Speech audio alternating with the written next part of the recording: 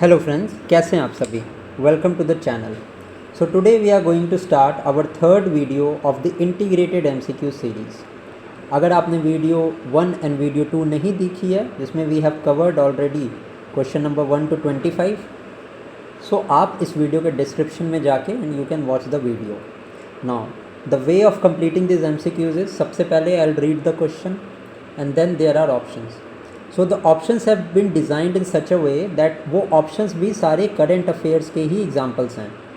So what I will do is कि first I will read the question, then I will tell you the answers and then वो options को मैं explain करके I will tell you the additional current affairs. So कहने को तो एक question होगा ये, but you will covered more than 15 to 20 question in each slide that I cover. ठीक है, the PDF of this video will also be provided.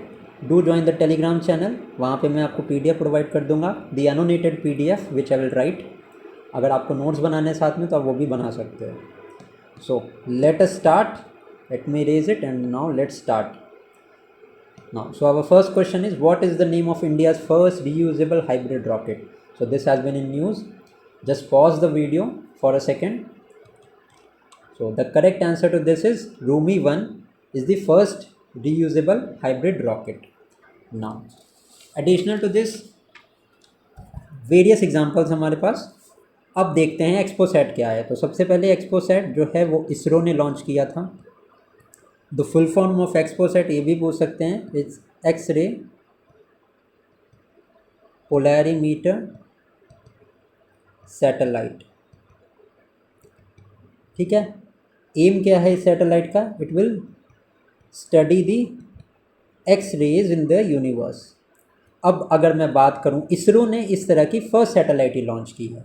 If I talk about who is the first to launch a satellite which was called IXME. It means Imaging X-ray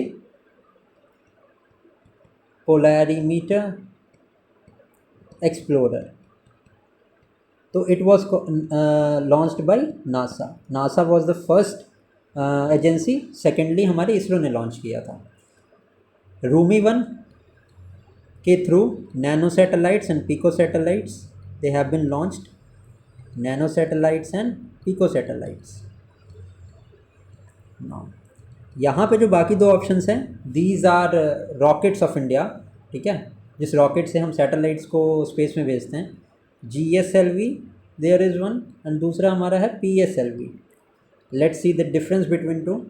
ठीक है, जो GSLV Mark 3 था, सबसे पहला current affairs तो ये जान लो कि it has been rename to LBM-3। ठीक है, GSLV is a 3-stage rocket.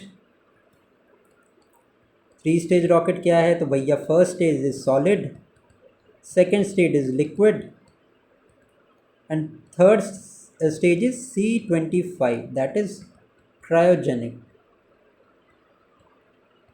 जिसमें कि बहुत लो टेम्परेचर में फ्यूल स्टोर होता है। अब PSLV जो है, it is India's most successful rocket. ठीक है, also it is a 4-stage rocket. 4 stage कैसे? तो भाई पहला सॉलिड है, दूसरा liquid, then third stage solid and then 4th stage is liquid. Various satellites that have been launched with PSLV, सबसे पहला तो चंद्रयान लॉन्च हुआ था, दूसरा हमारा मार्स ऑर्बिटर लॉन्च हुआ था, तीसरा जो है नाविक लॉन्च हुआ था, चौथा है Aditya L1। Aditya L1 is related to क्या? सन मिशन था।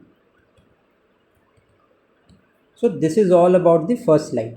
ठीक है, आई होप कि आपको ये सारा समझ में आ गया होगा। Now let's move to the next question. दूसरा क्वेश्चन है हमारा बांदीकूट पे। ठीक है, bandicoot recently seen in news is launched by which state? So I hope you have just write the question. So bandicoot recently has been launched by Kerala. So क्या है बांदीकूट? सबसे पहले तो वो देख लेते हैं। So bandicoot is a manhole cleaning robot. ठीक है, ये फर्स्ट ऑफ इट्स काइंड है, तो ये तो आपको ध्यान रहेगा ही। ठीक है, now let's move to the current affair of different states. सबसे पहला तो हमारा स्टेट आ गया तमिलनाडु यहाँ पर। ठीक है, तमिलनाडु से रिलेटेड कुछ करंट अफेयर देख लेते हैं। सबसे पहला तो ये कि सेकंड स्पेस पोर्ट जो है वो तमिलनाडु में लॉन्च होने वाला है। What is the name of that? तो कुलासे करीपट्टनम। ठीक है, I am sorry if I have mistaken the spelling here, but Kulasekarapattinam is the space port which is launched in Tamil Nadu. This is the second space port of India. Second is Tamil Nadu से related, the state has launched cyber security policy.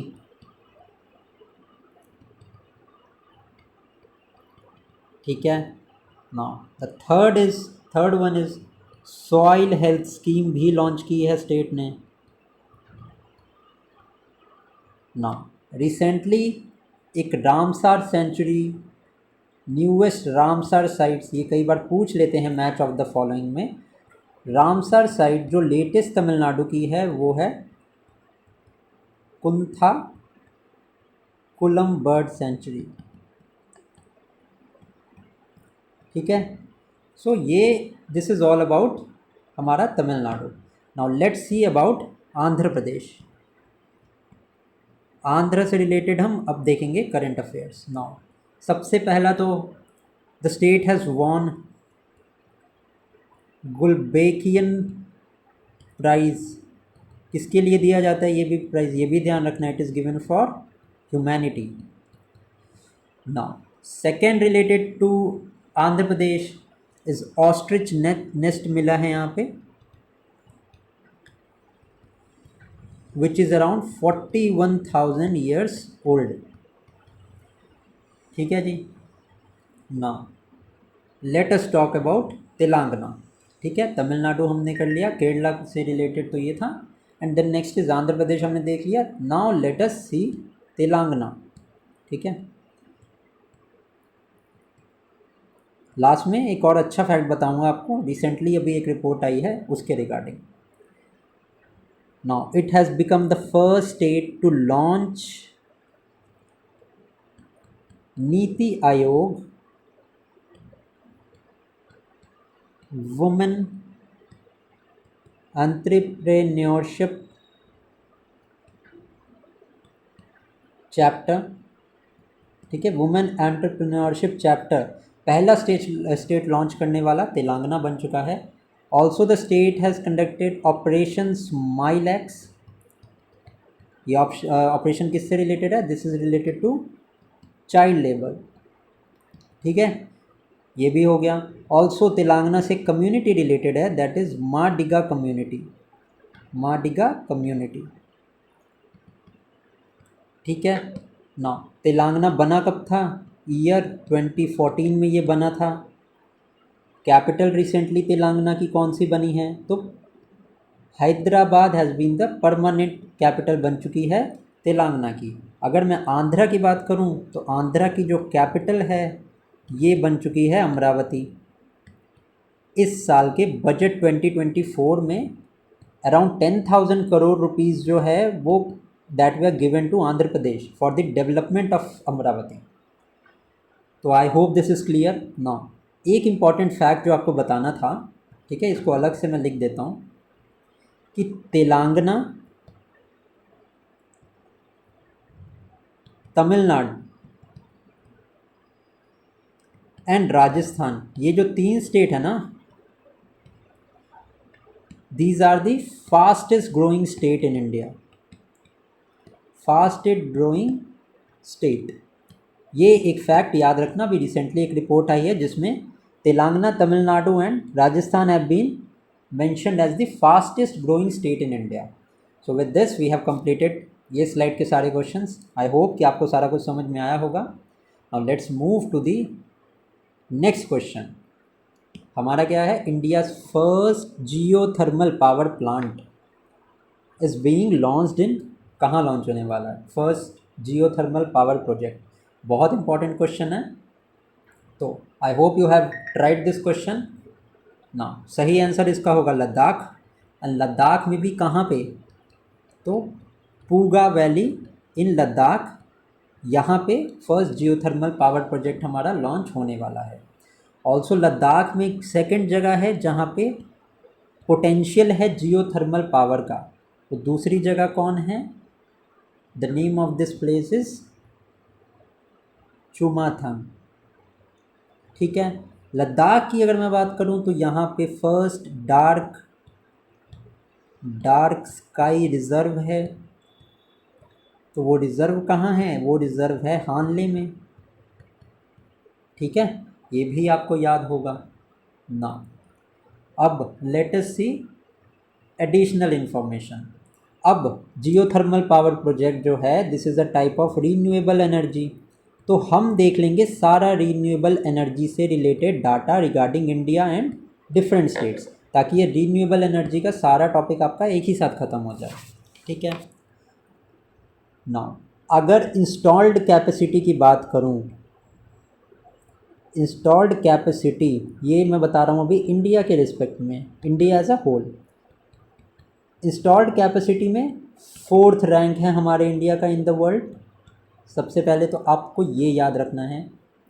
अगर मैं state की बात करूं installed capacity के respect में, तो first state सबसे फर्स्ट रैंक पे कौन सा स्टेट है? The state is Rajasthan. ठीक है, I hope this is clear.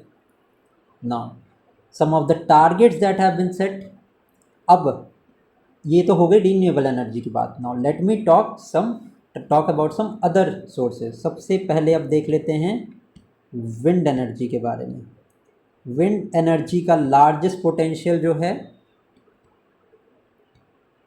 अभी मैं यहाँ पे लिखते जाता हूँ, इसको नोट कर लेना, गुजरात में। ठीक है। Second I will talk about hydro electricity production. तो the first state is Maharashtra. अगर मैं नेक्स्ट बात करूं अबाउट द जियोथर्मल कैपेसिटी, तो जियोथर्मल कैपेसिटी में Madhya Pradesh is at the top. ठीक है, ये फैक्ट्स शायद आपको नहीं पता होंगे, तो इनको आप नोट डाउन कर लेना, बहुत इंपॉर्टेंट फैक्ट्स हैं। ठीक है। एंड गुजरात को हमने देख लिया विंड एनर्जी, और टाइडल एनर्जी की भी अगर मैं बात करूँ ना, तो गुजरात ही यहाँ पे टॉप पे निकल के आता है। ठीक है। ऑल्सो इंडिया के टारगेट देख लेते हैं regarding renewable energy. India's target, ये सारा कुछ आपको एनोटेड PDF में मैं चैनल पे प्रोवाइड कर दूंगा, टेलीग्राम चैनल पे। सबसे पहला तो 500 गीगावाट नॉन फॉसिल एनर्जी का टारगेट है by the year 2030। Secondly 50% energy from renewable sources का टारगेट है, रीन्यूएबल रिसोर्सेज का टारगेट है। तीसरा नेट ज़ीरो करने का टारगेट हमारे इंडिया का इन द ईयर 2070 है। ठीक है जी, ये these are some of the targets that India has made. तो I hope this is clear. Now let us move to the next question. So अभी नए फॉर्मेट के हिसाब से ये क्वेश्चन है, which of the following statement regarding lake Turkana are correct. Lake Turkana के बारे में कौन कौन से स्टेटमेंट सही हैं? सबसे पहला, it is a UNESCO world heritage site. Second, it is Africa's largest lake. And third is it is located in Kenya and Ethiopia. Now if I talk about पहला स्टेटमेंट, आई होप कि आपने इसका answer अपने मन में सोच लिया होगा। यूनेस्को वर्ल्ड हेरिटेज साइट है, तो बिल्कुल ये स्टेटमेंट करेक्ट है, it is a UNESCO world heritage site. Second, it is Africa's largest lake. No, it is not. It is fourth largest lake. अगर मैं लेक तुर्काना की बात करूँ तो। ठीक है, तो लार्जेस्ट लेक कौन सी है अफ्रीका की? लार्जेस्ट अफ्रीकन लेक है हमारी लेक विक्टोरिया। ठीक है, अब ये कहाँ से कौन से एरिया में एक्सपैंड करती है? ये है तंजानिया में, उसके बाद ये युगांडा में भी है, एंड देन ये कीनिया में भी है। ऑल्सो लेक विक्टोरिया की मैं बात करूं, it acts as a reservoir for river Nile. Nile नदी में पानी विक्टोरिया रिवर से ही जाता है। रिवर नाइल के लिए lake Victoria acts as a reservoir. ठीक है, अगर मैं लेक तुर्काना, वापस क्वेश्चन पे आते हैं, it is located in Kenya and Ethiopia. Yes, this statement is absolutely true. So हमारा स्टेटमेंट ए एंड सी यहाँ पे करेक्ट है, इसका ऑप्शन हो जाएगा ए एंड सी। ठीक है, नाउ अब अफ्रीका की तो हमने लार्जेस्ट लेक देख ली कि वो लेक विक्टोरिया है। What about world's largest lake? So it is Caspian sea. अगर आपने मेरी पहली वीडियो नहीं देखी है तो आप यहाँ पे मिस कर दोगे अगर मैं आपको ये क्वेश्चन पूछ दूंगा कि कैस्पियन सी के बॉर्डरिंग कंट्रीज़ के नाम बता दो। जिसने देखी है वो तो ये बता देगा कि भाई इसके लिए तो एक शॉर्ट ट्रिक है। ट्रिक का नाम क्या है? ट्रिक का नाम है तारीख। तारीख से टी फॉर तुर्कमेनिस्तान, ए से अज़रबैजान, आर से रशिया, आई से ईरान एंड के से कज़ाकिस्तान। ठीक है, तो अगर वो वीडियो नहीं देखी है तो वो जाके देख लेना पहले, तो आपके लिए ज़्यादा इजी हो जाएगा। बार बार रिपीट करूँगा तो आपका भी टाइम वेस्ट होगा, कोई मतलब नहीं बनता है। So you can watch the first part, वहाँ पे मैंने बॉर्डरिंग कंट्रीज से रिगार्डिंग बहुत से क्वेश्चंस करवाए हैं ना। अगर मैं इंडिया की लार्जेस्ट लेक की बात करूँ, इंडियाज़ लार्जेस्ट लेक, सो ये निकल के आती है हमारी वेमबंद लेक। ठीक है, ये कौन से स्टेट में है? ये है हमारे केरला में। ठीक है, तो ये सारी इन्फॉर्मेशन थी about regarding question number 29। Now let's move to the next question. Who issued first ever mega quick advisory? सबसे पहली बात तो mega quick advisory, mega quick कौन सा होता है? वो अर्थक्वेक जिसका मैग्नीट्यूड इज अबव 8। ठीक है ना। फर्स्ट स्टेट कौन सा है, फर्स्ट कंट्री कौन सी है? तो इट इज़ जापान, जिन्होंने एडवाइजरी इशू की है। अब अगर मैं बोलूं कि मैग्नीट्यूड मेजर किससे करते हैं, तो ये करते हैं रिचर स्केल से। अगर मैं इंटेंसिटी की बात करूं, intensity of a earthquake, so it is measured by Mercalli scale. तो ये हमारा यहाँ पे स्टैटिक का भी कवरेज हो गया ना। Important information about earthquake. अब हम थोड़ा सा ज्योग्राफी रिवाइज कर लेंगे यहाँ पे, जैसे ही अर्थक्वेक की बात आ गई। तो अर्थक्वेक में भैया हमें पता है there are P waves and there are S waves. ठीक है, सो पी वेव्स जो होती हैं हमारी, ये सॉलिड, लिक्विड एंड गैस, ये तीनों में ये ट्रैवल करती हैं। सबसे पहला पॉइंट तो ये। दूसरा कि ये जो शैडो जोन बनाती हैं, it is from 105 degree to 145 degree. Now अगर मैं एस वेव्स की बात करूं, तो ये सॉलिड ओनली में ट्रैवल करती हैं, लिक्विड एंड गैस में ट्रैवल नहीं करती। तो अगर ये सिर्फ सॉलिड में ट्रैवल कर रही हैं तो ऑब्वियसली इसका जो शैडो जोन होगा वो ज़्यादा होगा, क्योंकि वो लिक्विड एंड गैस में तो ट्रैवल कर ही नहीं पा रही हैं। तो जब वो लिक्विड एंड गैस में ट्रैवल करेंगी ही नहीं तो वो फ्लो कैसे करेंगी? सिर्फ सॉलिड में फ्लो करेंगी, और मेंटल तो हमारा जो है वो लिक्विड है। सो जो एस वेव का शैडो जोन है ना, anything that is beyond 105 degree, that is comes under the shadow zone of S waves. ठीक है, जो पी वेव्स होती हैं ना, these are parallel to the direction of propagation. ये वेव्स पैरेलली फ्लो करती हैं इस तरीके से। एंड अगर मैं एस वेव्स की बात करूं, so these are perpendicular to the direction of propagation, these are perpendicular and these are parallel. So with this हमारा थोड़ा सा अर्थक्वेक का भी पोर्शन रिवाइज हो गया। अगर मोस्ट डिस्ट्रक्टिव वेव्स की बात की जाए तो एक और वेव होती हैं L waves, these are the most destructive waves in an earthquake. So I hope कि आपको ये अर्थक्वेक का समझ में आ गया होगा। Now let's move to the next question. आज मैं क्वेश्चंस भी ज़्यादा लेके आया हूँ आपके सामने, ताकि ज़्यादा टाइम में हम ज़्यादा रिवाइज कर पाएँ। Now where is the first Indian airport to achieve net zero carbon emissions? ठीक है, कौन सा स्टेट है, कौन सा पहला इंडियन एयरपोर्ट है? तो आई होप आपने ट्राई कर लिया होगा। सो करेक्ट आंसर जो है इस क्वेश्चन का, दिस इज़ न्यू दिल्ली। ठीक है। Indira Gandhi international airport, IGI airport of New Delhi is the first airport to achieve net zero carbon emissions. अगर मैं बात करूं फर्स्ट सोलर पावर प्रोजेक्ट की, सोलर पावर्ड एयरपोर्ट की, तो वो हमारा कोचीन में है, वो हमारा कोचीन का एयरपोर्ट है which is first solar powered airport.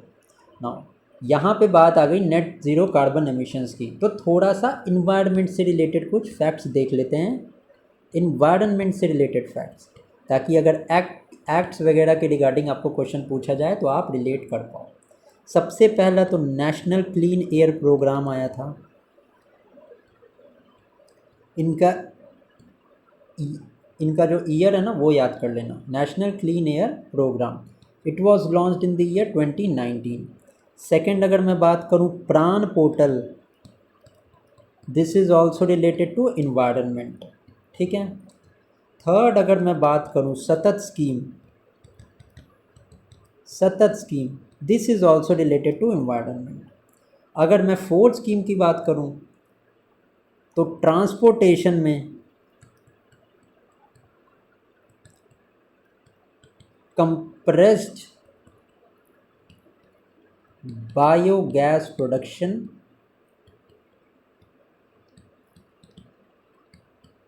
CBG, compressed biogas production, इसका भी इनिशिएटिव गवर्नमेंट में लिया है। So this is all about this slide. Let's move to the next question. Question number 32, Govind Padmanabhan has recently received the first विज्ञान रत्न award. He belongs to research in which category? अब देखो ये question देखने में तो लग रहा होगा बहुत जेनरिक सा क्वेश्चन है, लेकिन ये इस साल का सबसे ज़्यादा इम्पॉर्टेंट क्वेश्चन है। क्यों ये सबसे इम्पॉर्टेंट क्वेश्चन है कि देश में पहली बार फर्स्ट टाइम राष्ट्रीय Vigyan Ratna Puraskar have been organised. This is the first time in 2024, ठीक है। पहली बार फर्स्ट राष्ट्रीय Vigyan Ratna Puraskar have been announced. ये दिए किसने हैं? तो these are given by the president of our country, given by the president. Now second, first time कितने लोगों को ये अवार्ड मिला है? 13 पीपल को ये अवार्ड मिला है। इसमें मैं बात करूं तो देयर आर 4 कैटेगरीज। ये कैटेगरीज जाना, अगर स्टेटमेंट वाइज क्वेश्चन आ गया ना तो उसमें ये फंसा सकते हैं। 4 तरह की कैटेगरी हैं। सबसे पहला तो है विज्ञान रत्न, सेकंड कैटेगरी इज विज्ञान श्री। हमने देख लिया कि विज्ञान रत्न तो भैया यहाँ पे दिया है गोविंद पद्मनाभन, इनको मिला है। तीसरा अवार्ड हमारा है विज्ञान युवा। चौथा अवार्ड हमारा है विज्ञान टीम। अब विज्ञान टीम का जो अवार्ड है ना, ये चंद्रयान की टीम 3 को दिया गया है। चंद्रयान 3 की टीम को ये दिया गया है। तो जो विज्ञान रत्न अवार्ड है वो गोविंद पद्मनाभन जी को दिया गया है। किसके लिए, किस कैटेगरी के लिए दिया गया है? तो ये दिया गया है रिसर्च ऑन मलेरिया। सो अब मैं यहाँ अगर बात करूँ विज्ञान रत्न की, तो इनको कौन से फील्ड से ये रिलेटेड हैं? तो ये रिलेटेड है हमारे डिजीज़ के फील्ड से, ठीक है ना, मेडिसिन। और एक और इन्फॉर्मेशन यहाँ पे देख लो, ये कब दिए गए हैं? So these have been announced on 23 August, ठीक है। 23 अगस्त क्या है? नेशनल स्पेस डे है, ये भी ध्यान रखना। नाउ अगर मैं बात करूं, अब बात हो ही गई है यहाँ पे, तो मेडिसिन लिखा है। नोबेल प्राइज़ रिसेंटली गए हैं नोबेल प्राइज़ ऑफ 2024। ये किनको दिए गया है? Nobel prize of 2024 in the field of medicine. Medicine के फील्ड में दिया गया है विक्टर एम्ब्रोस एंड गैरी रुकन, ठीक है। किसके लिए दिया गया है? It is for discovery of micro discovery of micro RNA and its role in gene regulation. ठीक है, सो ये स्लाइड से भी हमने सारी इन्फॉर्मेशन देख ली एंड आई होप कि ये वीडियो आपको पसंद आ रही होगी। अगर आपको आ रही है और अगर आप यहाँ तक आपने वीडियो देख ली है तो do like this video, comment section में बताना कैसी लगी ये वीडियो एंड ये इनिशिएटिव कैसा लगा। So now let's move to the next question, next slide.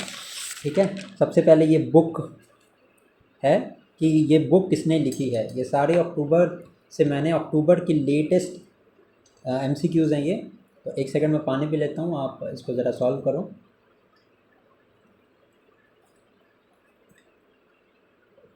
Now the book call of गिर इज़ रिटन बाय, किन्होंने लिखी है ये बुक? सो इसका करेक्ट आंसर है परिमल नाथवानी ने लिखी है। अगर मैं बात करूँ KV सुब्रमण्यम, तो सबसे पहले तो ये जान लो he is the 17th chief economic adviser. ठीक है, गवर्नमेंट ऑफ इंडिया के 17th चीफ इकोनॉमिक एडवाइज़र हैं। एंड KV सुब्रमण्यम साहब ने कौन सी बुक लिखी है? तो इन्होंने लिखी है इकोनॉमिक पावर हाउस। इसके आगे भी इसका नाम है। ठीक है, तो this has been written by KV Subramaniam. Bhim Singh, इन्होंने कौन सी बुक लिखी है? 75 ग्रेट रिवॉल्यूशनरीज ऑफ इंडिया। ये बुक्स के नाम याद रखना। ठीक है, नेक्स्ट तरुण चग, इन्होंने भी एक बुक लिखी है। बुक का नाम है मोदीज गवर्नेंस ट्रायम्फ। ठीक है, so this is all about, ये कुछ रीसेंट बुक है ऑफ द अक्टूबर मंथ, ये भी आप ध्यान रखना। Now let's see the next question. Which is the first state in India to procure all the crops at MSP? कौन सा स्टेट सारे क्रॉप्स को प्रोक्योर करेगा MSP पे?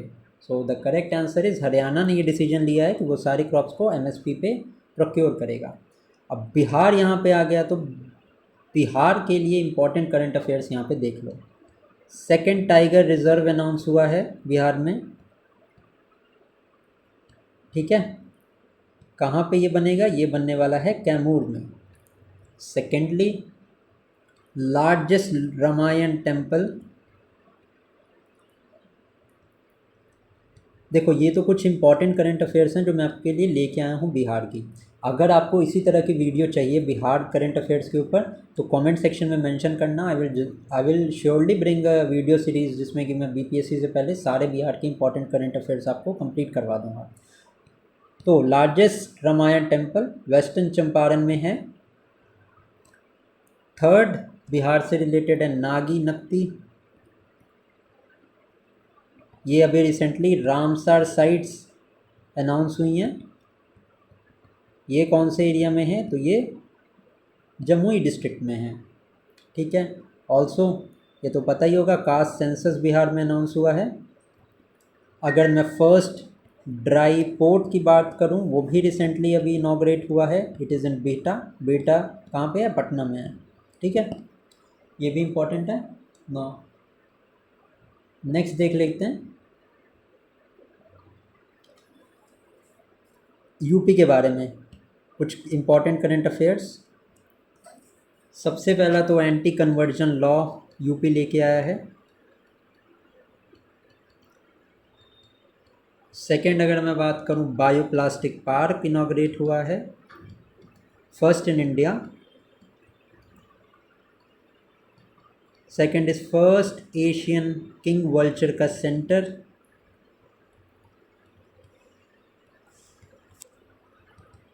ठीक है, नेक्स्ट इज फर्स्ट रैंक आया है यूपी का in the production of biogas. ठीक है, and Uttar Pradesh also recently got 100% ODF plus coverage. तो ये सारी इम्पॉर्टेंट इन्फॉर्मेशन थी रिगार्डिंग उत्तर प्रदेश ना, ठीक है। So this is the all information regarding question number 34। Let's move to the next question. ये भी अक्टूबर का ही करंट अफेयर्स है। As of October 2024, how many classical languages are there in India? कितनी क्लासिकल लैंग्वेजेस हैं India में? तो अभी ये करंट अफेयर में रहा है, तो इसका मतलब है कि लैंग्वेजेस ऐड हुई हैं। तो एक बार वीडियो को पॉज करके एंड देन ट्राई करो। So currently there are 11 languages, ठीक है। सबसे पहले तो मैं बात करूं टोटल क्लासिकल लैंग्वेज, यहाँ पे 11 हो गई हैं। रिसेंटली कौन कौन सी ऐड हुई हैं? रिसेंटली ऐड होने वाली लैंग्वेजेस हैं आपकी मराठी, बंगाली, पाली, प्राकृत एंड असमीज़। ये अभी रिसेंटली ऐड हुई हैं। तो रिसेंटली अभी 5 लैंग्वेजेस ऐड हुई हैं। अर्लियर पहले की अगर लैंग्वेजेस की मैं बात करूं तो सबसे पहली जो थी वो तमिल थी, which was the first language. Second आई संस्कृत, ठीक है। फिर Telugu, then Kannada, then there is Malayalam, last में ओडिया, ठीक है। तो पहले की 6 थी, रिसेंटली 5 हुई, the sum makes it up to 11, ठीक है। नाउ क्राइटेरिया क्या होता है क्लासिकल लैंग्वेजेस का, कि क्लासिकल लैंग्वेज का क्राइटेरिया क्या होता है? अगर मैं कुछ एक्स्ट्रा इन्फॉर्मेशन दूँ आपको, तो लैंग्वेज जो है उसका ट्रेडिशन होना चाहिए ऑफ 1000 to 2000 ईयर्स का। सेकंड अगर मैं बताऊं तो इनका एक इंडिपेंडेंट ओरिजिन होना चाहिए, ठीक है। ये दो सबसे इंपॉर्टेंट क्राइटेरिया है to declare language as a classical language, ठीक है। नाउ ये हमारा क्वेश्चन नंबर 35 यहाँ पे कंप्लीट होता है। Now let us see next question. Britain recently handed over Chagos Island to Mauritius. In which ocean is the Chagos Island situated? तो Chagos island को रिसेंटली जो है वो ब्रिटेन के अथॉरिटी में था, सोवरेनिटी में था, उसको ट्रांसफ़र कर दिया गया है मॉरिशस को। एंड ये चागोस आइलैंड है इन इंडियन ओशन, ठीक है। अगर चागोस आइलैंड की मैं लार्जेस्ट आइलैंड की बात करूँ, अब देखो बीपीएससी में ऐसा क्वेश्चन आता है, याद है ना, जापान का पूछा था एक बार कि विच is the largest island of Japan. तो चागोस आइलैंड का अगर मैं लार्जेस्ट आइलैंड की बात करूँ तो वो है डीगो गार्सिया, ठीक है।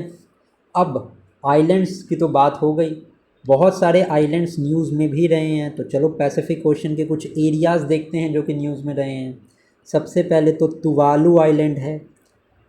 तुवालू इज़ अ कंट्री जिसको ये कहा जा रहा है कि 2060 तक ये से पानी से डूब जाएगी, it will sink completely.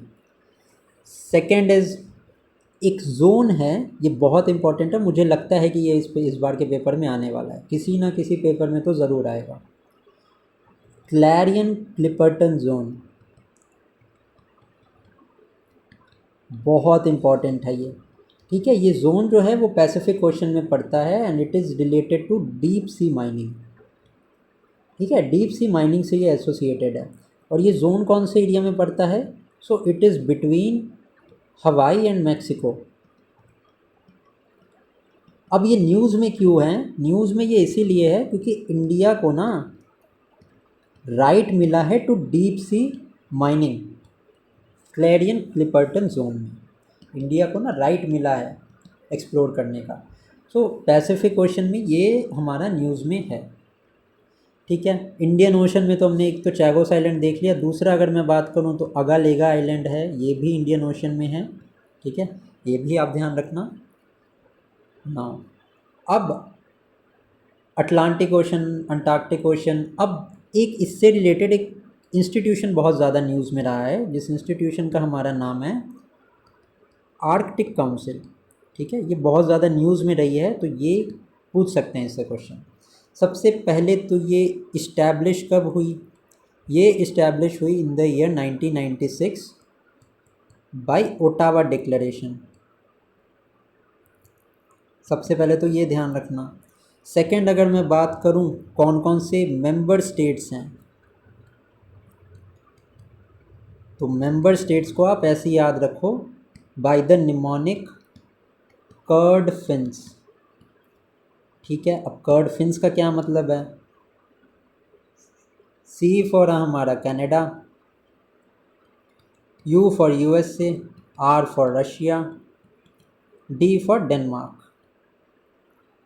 Similarly F की मैं बात करूं तो एफ़ से इधर आ गया Finland, then comes Iceland, then आ गया हमारा नॉर्वे, देन एस से स्वीडन। ठीक है जी। So this is all about Arctic council. ये बहुत ज़्यादा न्यूज़ में अभी रहा है, सो प्लीज़ इसको एक बार देख लेना, ठीक है ना, ध्यान रखना। Let us come to the next question now. Which of the following state, अब ये क्वेश्चन मैं बता देता हूँ, ये क्वेश्चन आने ही वाला है इस साल, किसी ना किसी फॉर्मेट में आएगा, इसीलिए मैंने इसको स्टेटमेंट के फॉर्म में बनाया है। सो आप इस क्वेश्चन को ट्राई करो। Which of the following statement regarding BRICS is or are correct? 16th summit is going to be held in Russia. It comprises 60% of the world population. And third is the GDP is more than that of G7 group. ठीक है ना? आई hope कि आपने ये try कर लिया होगा। अब पहला स्टेटमेंट देखते हैं। 16th summit is going to be held in Russia, बिल्कुल करेक्ट है। एंड रशिया में जो कज़ान है वहाँ ये समिट हो रही है, तो ये जगह का भी नाम आप याद रखना। सेकेंड स्टेटमेंट है हमारा, it comprises 60% of the world population. This statement is wrong. 60% यहाँ पे जो फैक्ट है वो गलत है, तो सही क्या है? 45% of world population is comprised by BRICS. Now तीसरा स्टेटमेंट है जो मेजोरिटी लोगों को लगेगा कि ये गलत है, कि GDP is more than that of G7, but the statement is absolutely true. ठीक है, आंसर हमारा क्या निकल के आएगा? बी हमारा गलत है। करेक्ट आंसर जो है वो हमारा ए एंड सी। अब अगर मैं ब्रिक्स की बात करूं, ठीक है, ब्रिक्स के बारे में सारी इन्फॉर्मेशन दे दूंगा आपको अभी 2 मिनट में, जो अभी करंट अफेयर्स में रही है। अब फर्स्ट इन्फॉर्मेशन रिगार्डिंग ब्रिक्स, अगर फर्स्ट समिट की मैं बात करूं, फर्स्ट समिट हुई थी इन द ईयर 2009, और कहाँ हुई थी? रशिया में हुई थी। ठीक है, रिसेंटली जनवरी 1, 2024 को नए मेंबर्स ज्वाइन हुए हैं। वो मेंबर्स हैं Egypt, Ethiopia, Iran, Saudi Arab and UAE. ठीक है, अर्जेंटीना ने भी अपील किया था ज्वाइन होने का, लेकिन बाद में उसने विड्रॉ कर लिया, तो Argentina is now not a member now. ठीक है, सो नाउ करेंटली जो है वो 10 मेंबर्स हैं। ठीक है, अब कुछ facts, important facts regarding BRICS जो मेरे हिसाब से बहुत ज़्यादा इम्पॉर्टेंट है। पॉपुलेशन की मैं बात करूं, फैक्ट्स ऑफ ब्रिक्स के नाम से यहाँ पे बना दे रहा हूँ। पॉपुलेशन की मैं बात करूं तो 45% ऑफ द पॉपुलेशन कंप्राइज करती है। 28% of the total economy of the world, 37% of world's GDP. बहुत मेजर इंस्टीट्यूशन बन चुका है ये ब्रिक्स अब। ठीक है, 44% of the world's crude oil. ठीक है, एंड 40% ऑफ ग्लोबल ट्रेड। ठीक है, जहाँ पे G7 की जो जीडीपी है ना वो 30% है बस, लेकिन ब्रिक्स की 37% हो चुकी है, अभी बताया था मैंने आपको। ठीक है, तो बहुत इंपॉर्टेंट है ये ब्रिक्स। तो आई होप कि आप इसमें जितनी भी इंफॉर्मेशन है आपको सब समझ आ गई होगी। So now let us move to the next question, question number 38। एक मिनट वीडियो पॉज करके इसको ट्राई करो and then I will explain. Which country recently conducted operation Eros? So अभी बहुत ज़्यादा मिडिल ईस्ट न्यूज़ में रहा है, वहीं से ये क्वेश्चन है। सो ऑपरेशन एरोज जो है recently it was conducted by Israel. ठीक है, इज़राइल ने किसके अगेंस्ट किया था? टारगेट किया था हिजबुल्लाह को, जो कहाँ पे थे? लेबनान में रह रहे हैं, लेबनान में रह रहे हैं। ठीक है। Also some of the other mission that were conducted by Israel is operation iron sword. ये किसके लिए अगेंस्ट था? ये वॉज अगेंस्ट हमास, हमास के टेररिस्ट के अगेंस्ट था। ठीक है। अगर मैं बात करूं हमास ने कौन सा ऑपरेशन किया था अगेंस्ट इज़राइल, जो फर्स्ट अटैक्स हुए थे उसका नाम था ऑपरेशन अल अक्सा मॉस्क। ठीक है, आई होप ये क्लियर हो गया होगा। इज़राइल का एक और ऑपरेशन बहुत ज़्यादा न्यूज़ में है, वो है ऑपरेशन शील्ड। अब ये किसके अगेंस्ट था? ईरान ने जो अटैक्स किए थे, मिसाइल अटैक्स किए थे, उसके अगेंस्ट था ऑपरेशन शील्ड। अब मैं डिफरेंट ऑपरेशंस की अगर बात करूं, डिफरेंट ऑपरेशंस, तो एक नज़र आप उस पर भी मार लो। सबसे पहला तो ऑपरेशन सद्भाव, ये किसने कंडक्ट किया था? India helped Vietnam. ठीक है, क्यों? क्योंकि वियतनाम में टाइफून यागी आया था। सेकंड अगर मैं बात करूं ऑपरेशन गंगा की, तो ये कब कंडक्ट हुआ था? ये कंडक्ट किया था इंडिया ने to rescue students from Ukraine. Russia और यूक्रेन के वॉर के टाइम में स्टूडेंट्स के रेस्क्यू के लिए ये ऑपरेशन था। Third important operation is operation Sadbhav. एक तो सद्भाव था जो वियतनाम को हेल्प के लिए था। जो ऑपरेशन सद्भावना है ये यूपीएससी के भी कई एग्जाम्स में पूछा जा चुका है, तो ये बहुत ज़्यादा इम्पॉर्टेंट है। जो ऑपरेशन सद्भावना है ना, ये इंडियन आर्मी ने कंडक्ट किया था। Indian army to help people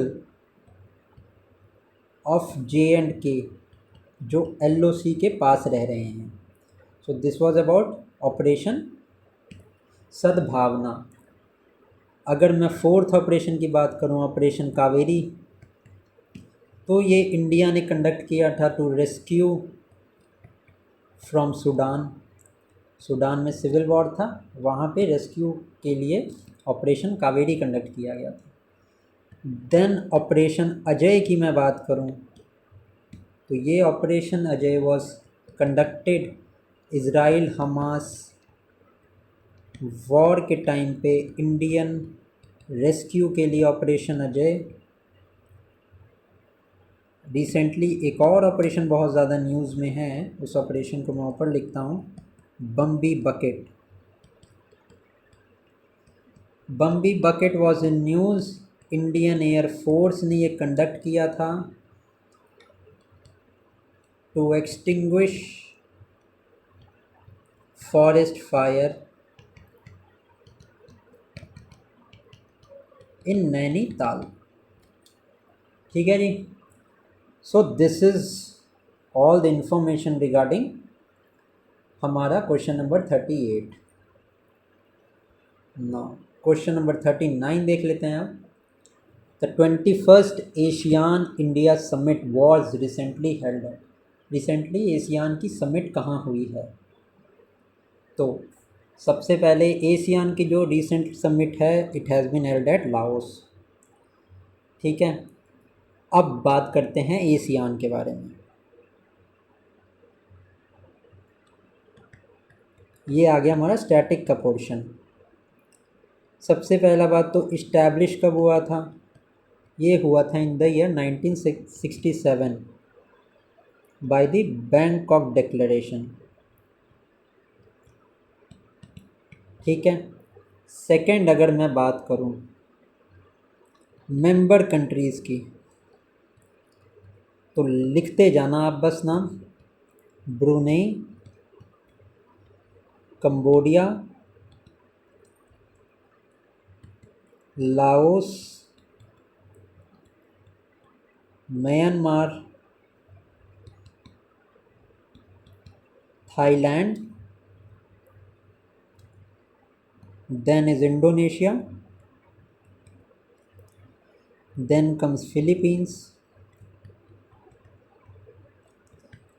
then है मलेशिया,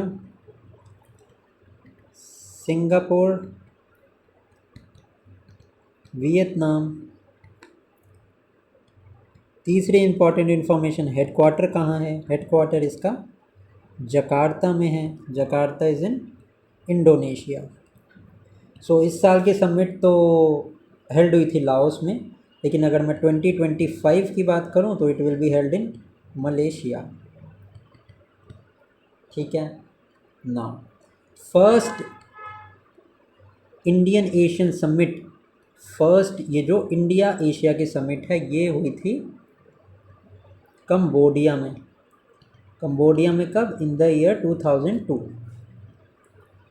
ठीक है, ईस्ट इंडिया समिट, अगर मैं कुछ एक्स्ट्रा इन्फॉर्मेशन बताऊं, ईस्ट इंडिया समिट भी रिसेंट वाली लाओस में ही हुई थी। ठीक है नाउ, आई होप कि आपको ये समझ में आया होगा। Now let's move to the next question. 38th national games will be held at, 38th national games जो अभी नवंबर में होने वाले हैं, ये कहाँ होने वाले हैं? तो ये होंगे उत्तराखंड में। ऑल्सो अगर मैं बात करूँ विंटर गेम्स की, तो विंटर गेम्स भी जो हैं हमारी होने वाली हैं उत्तराखंड में। ठीक है नाउ, कुछ इम्पॉर्टेंट इन्फॉर्मेशन अब आपको बताता हूँ रिलेटेड टू एग्जांपल्स। अगर मैं बात करूँ गोवा की, तो गोवा में क्या कंडक्ट हुआ था? गोवा में कंडक्ट हुए थे 37th नेशनल गेम्स। ठीक है, मैस्कॉट क्या था? मैस्कॉट था मोगा। एंड फर्स्ट आया था इसमें महाराष्ट्र, सेकंड आई थी सर्विसेज, एंड थर्ड आई थी हमारी हरियाणा। ठीक है, this was all about the 37th national games. Now if I talk about Khelo India games, तो ये कंडक्ट हुई थी चेन्नई में। इसका जो मैस्कॉट था वो था वीरा Mangai. And Khelo India games में भी जो फर्स्ट रैंक था वो मिला था महाराष्ट्र को, एंड सेकंड रैंक मिला था तमिलनाडु को। So this was about the Khelo India games. If I talk about first Khelo India para games, इस तरह की पहली गेम ये अनाउंस हुई है इस बार और खेली गई है। So it was held in New Delhi. ठीक है, मैस्कॉट कौन सा था? मैस्कॉट था Ujjwala. This was about the first Khelo India para games. Now next अगर मैं बात करूं about Khelo India winter games, तो ये कंडक्ट हुई थी जम्मू एंड कश्मीर। ऑल्सो इसका जो मैस्कॉट था वो था स्नो लेपर्ड। ठीक है, so this is all the information regarding हमारी 38 नेशनल गेम्स। और बाकी मैंने 3-4 गेम्स का और आपको यहाँ पे एक्स्ट्रा इन्फॉर्मेशन दे दिया है। नाउ लेट अस देखते हैं अब आगे का नेक्स्ट क्वेश्चन, क्वेश्चन नंबर 41। ये है who recently won the T20 women's world cup. So ये अभी रिसेंटली जीता है न्यूजीलैंड ने। New Zealand defeated South Africa by 52 runs. अगर मैं T20 वर्ल्ड कप की बात करूं मेल्स की, मेन की, तो वो इंडिया वॉज द विनर। ठीक है, तो ज़्यादा कुछ है नहीं इसमें बताने को। न्यूजीलैंड ने अभी जीता है T20 वुमेंस वर्ल्ड कप, ये आप ध्यान रखना ना। आते हैं क्वेश्चन नंबर 42 पे। ये एक इम्पॉर्टेंट क्वेश्चन है। रतन टाटा, जैसे कि आप सबको पता है कि he was one of the greatest philanthropist of India. He died an unfortunate death. ठीक है, he was the chairman of the Tata group. Now कौन से statement regarding Ratan Tata is correct? He won Padma Vibhushan in 2000, won Padma Bhushan in 2008 and he won the Knight Commander of Order of British Empire in the year 2009। ठीक है, तो सबसे पहला statement won Padma Bhushan Vibhushan in 2000, ये statement गलत है। He won Padma Vibhushan in the year 2008। Padma Bhushan का award 2008 में नहीं 2000 में जीता। ठीक है, तो स्टेटमेंट यहाँ पे मैंने रिवर्स कर दिए थे। तीसरा स्टेटमेंट हमारा knight commander of order of the British empire का अवार्ड उनको मिला था in the year 2009। The statement is absolutely correct and this award was given by Queen Elizabeth, Queen Elizabeth two. ठीक है, करेक्ट आंसर हमारे यहाँ पे ओनली 3 हो जाएगा। Now if I tell you some more information about Ratan Tata. ठीक है, he joined Tata company in the year 1961। Chairperson कब बने टाटा ग्रुप के? ये became chairperson in the year 1991। Awards की अगर मैं बात करूं तो पद्म विभूषण का अवार्ड मिला था उनको 2008 में, पद्म भूषण का अवार्ड मिला इन द ईयर 2000, नाइट कमांडर का अवार्ड मिला 2009 में, एंड एक और अवार्ड था रिसेंटली असम वैभव अवार्ड। ये अवार्ड इनको मिला था इन द ईयर 2021। ठीक है, तो क्वेश्चन इस तरीके से आ सकता है कि इनमें से how many of the awards were won by Ratan Tata. तो ये आपको यहाँ पे बेसिक आइडिया लग गया होगा। अगर मैं बात करूँ न्यू चेयरमैन की of the Tata group, new chairman की बात करूँ, new chairman is Noel Tata, his brother. ठीक है, now let's move to the next question. United Nations designated 2024 as the International Year of, so this year was designated as the International Year of Camelid 2024 का। Millets की बात करूँ it was 2023 का international year. Quantum science and technology ये जो था this is going to be the United Nation international year of 2025। ठीक है, I hope this is clear.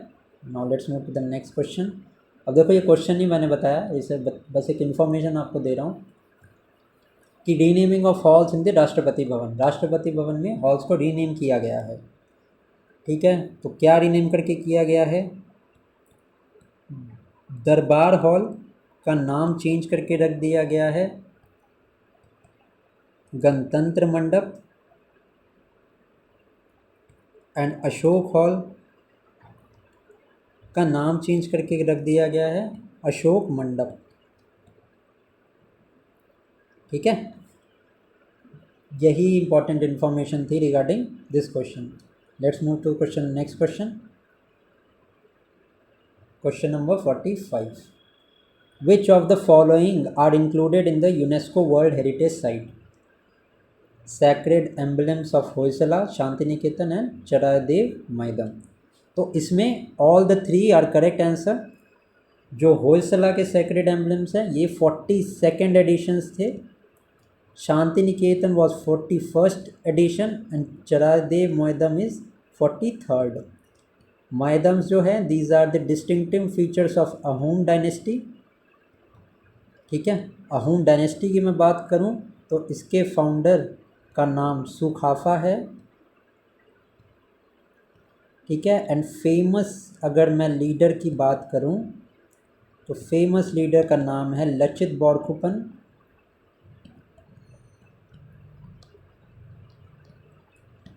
ठीक है, अगर मैं बात करूं यूनेस्को वर्ल्ड हेरिटेज साइट की तो इंडिया में टोटल नंबर ऑफ साइट्स 43 हैं, जिसमें कि 35 कल्चरल हैं, 7 जो हैं वो नेचुरल साइट्स हैं and 1 belongs to the mix category. अगर मैं लार्जेस्ट इन द वर्ल्ड बात करूं, लार्जेस्ट वर्ल्ड हेरिटेज साइट बात करूं मैं वर्ल्ड की, तो ये कहाँ है? ये है इटली में। ठीक है, और इंडिया का रैंक क्या है वर्ल्ड में? 6th रैंक है ग्लोबली। तो आई होप कि आपको ये समझ में आ गया होगा। ठीक है, अगर आप डायरेक्टली इस PDF को अगर पढ़ने लगोगे ना तो आपको समझ में नहीं आएगा। आपको लिंकेज अगर पता होगा, आपने पूरी वीडियो देखी होगी, and then if you will read the PDF तो आपके लिए ज़्यादा इजी हो जाएगा। Now next question is which is the first state in India to complete the preparation of the people's biodiversity register. Now पहला state हमारा Kerala है। If I talk about environment के एक्ट्स, तो कुछ एक्ट्स के year आप याद रखना, बहुत इंपॉर्टेंट है। सबसे पहला तो वाइल्ड लाइफ प्रोटेक्शन एक्ट,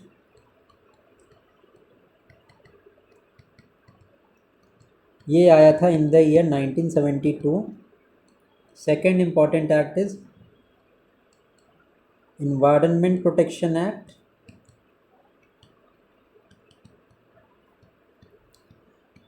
ये आया था in the year 1986।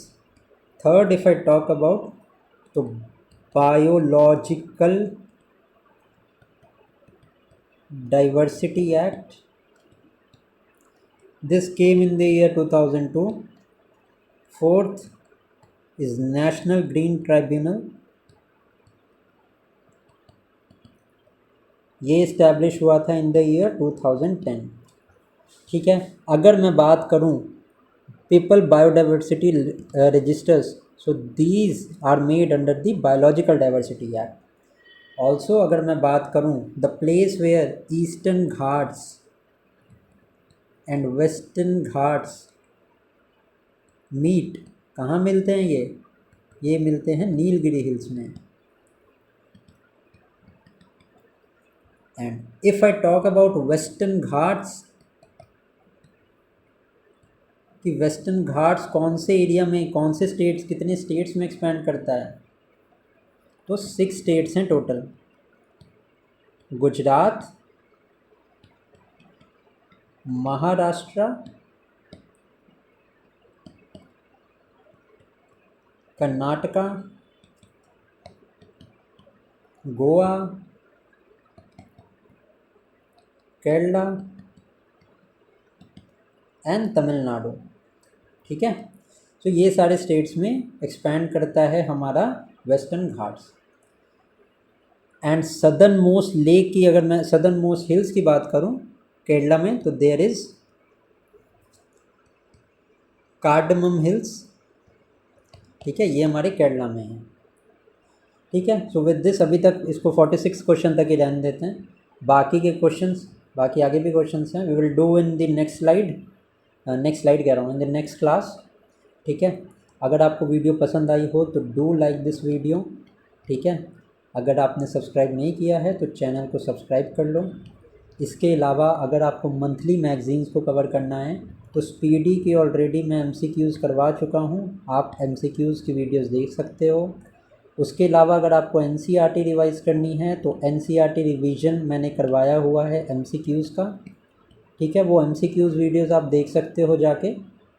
History complete है, पॉलिटी कंप्लीट है, ज्योग्राफी कंप्लीट है, साइंस कंप्लीट है, और इन सभी वीडियोस जो मैं बता रहा हूँ आपको, इन सभी का लिंक मैं डिस्क्रिप्शन में दे दूँगा। आपको डिस्क्रिप्शन में लिंक मिल जाएगा, तो वो सारी वीडियोस आप देख सकते हो। एक बार प्लेलिस्ट सेक्शन ज़रूर जाना, प्लेलिस्ट सेक्शन जाके चैनल का एक्सप्लोर करना, आपको आपके नीड के हिसाब से आपको सारा मटेरियल वहाँ पे मिल जाएगा, ठीक है।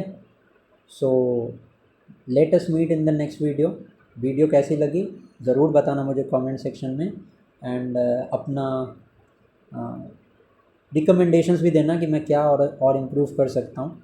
सो till then keep studying, thank you.